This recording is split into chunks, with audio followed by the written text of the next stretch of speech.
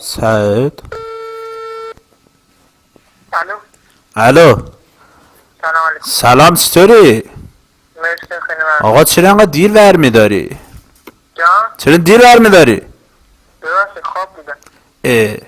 ببخشید مزاحم که نشدی؟ خواهش میکنم بفرمایید. چیز اسمش میدونی این خط کیه؟ کدوم خط؟ همینی که باهات زنگ زده. دیدی ما چه تو گرفتم؟ چی شده؟ کدوم خط؟ همینی که زنگ زدم دیگه. بعد خب من نمیشناسم. خط بگم بفرمایید. زینبه. من نمیشناسم. دیدی تو نمیشناسی؟ نه خیر. دیدی ما چه تو گرفتم؟ ها؟ من نمیشناسم خط ما. چی شده؟ بیا یه توبه کنیم. میای؟ بفرمایید. توبه کنیم بفرمایید. که دیگه به ناموس زینب کار نداشت. کاری ندارم. نه از همون موقعی که پس شما این حرفی که من میگم و میگی تو. بفرمایید. بگو الهی الهی التوبه. توبه.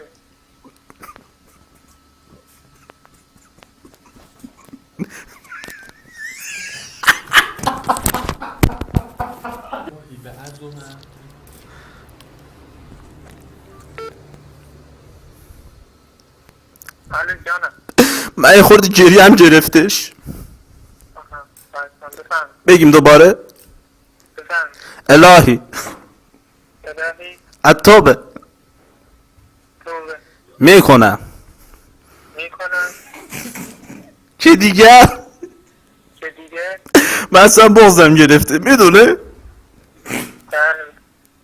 که دیگر کاری نداشته باشه.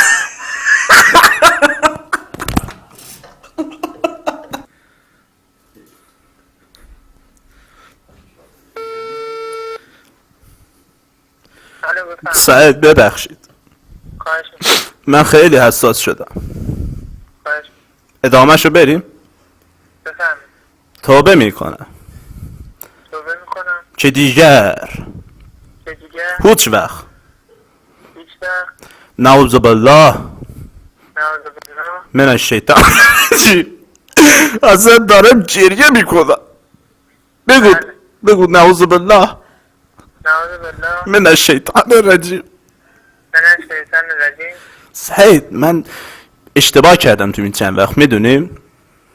بله بفرمایید. من چرا؟ فکر میکردم تو دوست زینب شدی. بله، من دوست خانم نشدم. میدونم من یه خورده اشتباه کردم واقعا ازت توبه میکنم. تو بگو من تکرار کنم. بله. بگو. چی نمیگم شما هرچی بگی واسه من همون حرف درست. نوکرته. نه تو همون عربی که گفتم خب بله. اونو بگو من تکرار کنم. منم مثل تو توبه کنم پاکشم رستگارشم برم پیش خدایم. شما همون اگه شما همون خودت اگه به اون نیت رسیده باشی دیگه همون پاک نیاز نیست من که بگم. راست شما رو میگوزی؟ بخشیدیم. راست میگوزی؟ از این اشتباه زیاد میشه. شما خوب اشتباه تو چقدر خاتم خوبی هستی. بیای با هم توبه کنیم. توبه میکنیم مشکلی نداره. توبه بیا بگیم الله اکبر.